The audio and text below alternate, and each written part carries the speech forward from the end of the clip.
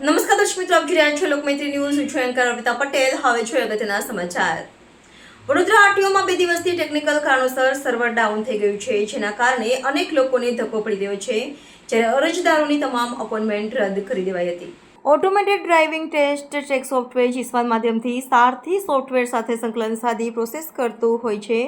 ગતરોજ ટેકનિકલ કારણોસર 2 વખત કામગીરી ખોરવાઈ હતી. દરમિયાન આજે પણ સવારથી ડ્રાઇવિંગ ટેસ્ટની કામગીરી બંધ રહી છે. ગઈકાલે આરટીઓમાંથી 50થી વધુ અરજદારોની અરજી રદ કરાવી દેવાઈ હતી. આજે અંદાજે 2 વ્હીલર 180 અને 4 વ્હીલર 120 મળી કુલ 300 જેટલી અરજીઓને રીશેડ્યુલ કરાઈ હતી. અરજી રીશેડ્યુલ થતા અરજદારોને મેસેજ થકી સમગ્ર બાબતની જાણકારી આપવામાં આવે છે. લોકો કામધંધા બંધ રાખીને ડ્રાઇવિંગ ટેસ્ટ આપવા માટે અને પાર્સિંગ સહિતની કામગીરી માટે જતા હોય છે, પરંતુ આરટીઓનું સર્વર ડાઉન થઈ જતાં હાલાકી વેઠવાનો વખત આવે છે. આમ અવારનવાર આરટીઓનું સર્વર બંધ થાય છે, પણ હજુ સુધી આ સમસ્યાનો કાયમી ઉકેલ આવ્યો નથી.